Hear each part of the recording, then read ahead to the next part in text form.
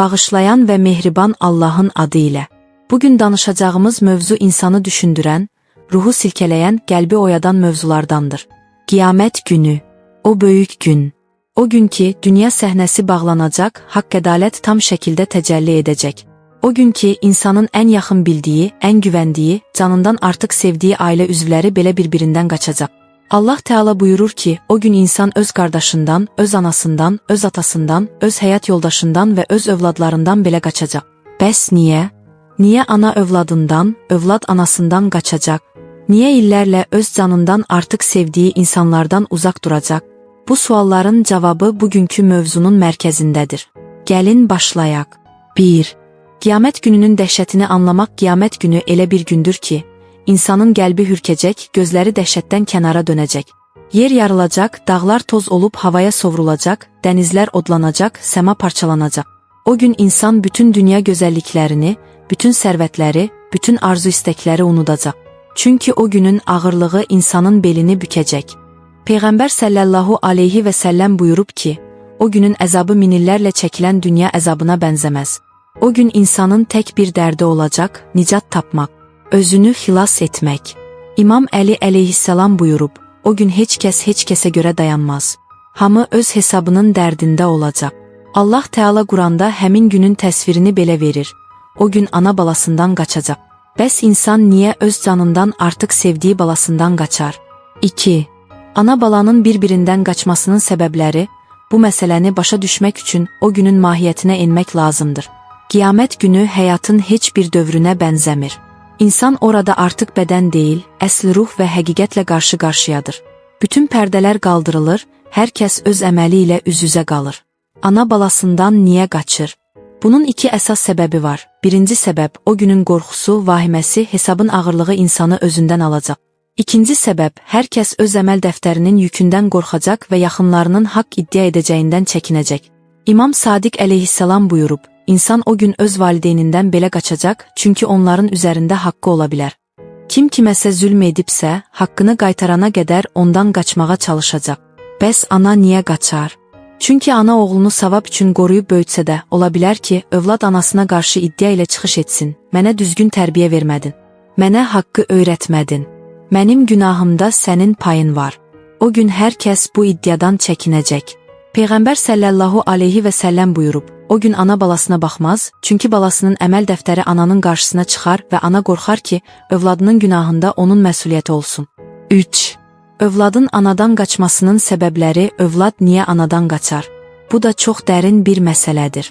Həzrət Peyğəmbər sallallahu aleyhi və səlləm buyurub, o gün övlad anasından qaçar, çünki ana övladından haqq tələb edə bilər. Hər bir ana övladı üçün minlərlə gecə oyaq qalıb, minlərlə dəfə onun dərdini çəkib. O gün ana övladından soruşa bilər, mənə niyə qarşı söz qaytardın, niyə məni incitdin, niyə mənə yaxşılıq etmədin, niyə dua etmədin, niyə məni unudub getdin? Və övlad bu iddialardan qaçar. Çünki o gün insanın ən kiçik davranışı belə hesab ediləcək. İmam Baqir əleyhissalam buyurub, qiyamət günü övlad atasından, ana övladından qaçar, çünki hamı bilir ki, əgər yaxınları ondan haqq tələb etsə, xilas ola bilməyəcək. 4. O günün qorxusu insanları necə dəhşətə salır? İmam Rıza əleyhissalam buyurub, o gün insanların əlləri əsəcək, qəlbləri ağırlıqdan çırpınacaq. Analar körpələrini tanımaq istəməyəcək, övladlar analarına baxmağa cəsarət etməyəcək. Quranda buyurulur, o gün hamı öz dərdində olacaq. O günün dəhşətini təsəvvür etmək üçün Peyğəmbər sallallahu aleyhi və səlləm buyurub, o günün bir saatı dünyanın 1000 illik rahatlığına dəyişilməz. İnsan o qədər qorxacaq ki, hətta sehirli bir an baş verəcək. Hər kəs yalnız özünü düşünsə də, heç kəs özünü belə xilas edə bilməyəcək, çünki Allahın hökmü hər şeyi üstələyəcək. 5. O günün mənzərələri. Təsəvvür edin ki, qaranlıq bir səhnədir. Yer yarılıb, dənizlər alov içindədir. İnsanlar sürülər kimi toplaşır. Hər kəsin əllərində əməl dəftəri var. Bəzilərinin üzü işıqlıdır, bəzilərinin üzü qaralmış. Bəziləri sevinclə qaçır, bəziləri qorxudan əsməkdədir. Ana balasına baxmaq istəmir. Bala anasını görüb gözlərini qaçırır. Atası övladından uzaqlaşır. Həyat yoldaşları bir-birindən qaçır. Çünki o gün hamı anlayacaq ki, bu dünyada qurduğu bütün əlaqələr, bütün sevgi bağları, bütün dostluqlar yalnız dünya üçündür. Qiyamət günü isə yalnız əməllər danışacaq. 6.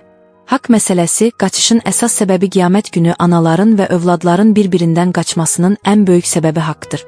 Peyğəmbər sallallahu aleyhi və səlləm buyurub, qiyamət günü heç kəs bir-birindən bir xardal dənəsi qədər haqq aparmadan keçə bilməz. Yəni ana övladına etdiyi kiçik bir haqsızlıq üçün cavab verəcək. Övlad anasını incitdiyi bir sözə görə cavab verəcək. İmam Əli əleyhissalam buyurub, qiyamət günü haqq sahibləri haqqını almadan kimsə cənnətə girə bilməz. Bu səbəbdən o gün insanlar bir-birindən qaçacaq. Çünki yaxın olan insan qədər insana ağır cavab verdirən yoxdur. Nə qədər yaxınsan, o qədər haqqın çoxdur. 7. Dünyada sevgi, axirətdə məsuliyyət ana övladını sevir, övlad anasını sevir. Amma bu sevgi axirətdə məsuliyyət daşıyır. Dünyada sevgi var, amma dünyada günah da var. Əgər ana övladını harama sövq edibsə, övlad ananın əlindən tutub soruşacaq. Əgər övlad ananı incitmişdisə, ana haqqını tələb edəcək. O gün sevgi kömək etməyəcək, yalnız əməl kömək edəcək. 8. Qiyamət gününün ağırlığına dair rəvayətlər. Gəlin təsəvvür edək ki, ana oğlunu görür, amma oğlunu tanımaq istəmir. Bala anasını çağırır, amma ana geri dönmür. Mələklər insanları sıralara çəkir, hər kəsin əməl dəftəri bir-bir açılır. İmam Sadiq əleyhissalam buyurub, o günün dəhşətini gördükdə insan öz övladına belə məndən uzaq dur deyəcək. 9. O gün kimlər bir-birindən qaçmayacaq? İmam Əli əleyhissalam buyurub, o gün yalnız bir qrup insan bir-birindən qaçmayacaq, yalnız bir-birinə xeyir, yaxşılıq və iman qoyub gedənlər. Yaxşılıq edən ana, yaxşı tərbiyə verən ata, valideyninə hörmət edən övlad, imanla yaşayan ailə, onlar bir-birindən qaçmayacaq, əksinə üzləri nurlu olacaq. 10. Mövzunun dərindən nəticəsi, bütün bu danışdıqlarımızın nəticəsi budur. Qiyamət günü ana bala bir-birindən ona görə qaçır ki, o günün məsuliyyəti güclüdür. Heç kəs başqasının yükünü daşımaq istəmir. Hər kəs öz hesabını düşünür. Hər kəs öz canının dərdindədir. Bu mövzu bizi düşündürür ki, dünyada etdiyimiz hər bir əməl axirətdə qarşımıza çıxacaq. Öz ailəmizə, yaxınlarımıza qarşı necə davranırıqsa, onun nəticəsini görəcəyik. Bu mövzuda danışılanlar hər bir insan üçün dərin bir dərsdir. Qiyamət günü çox böyük gündür. O günün dəhşətindən yalnız Allahın rəhməti ilə nicat tapmaq olar. İnsan dünyada yaxşılıq etməli, valideyninə hörmət etməli, övladına düzgün yol göstərməli, Allahın haqqına sadiq qalmalıdır. Əziz izləyicilər, bu videonu dinlədiyiniz üçün təşəkkür edirəm. Kanalımızın böyüməsi üçün videonu bəyənməyi, şərh yazmağı və kanala abunə olmağı unutmayın. Allah hamımıza xeyirli, bərəkətli, nur dolu günlər nəsib etsin. Gələcək videolarda görüşənədək.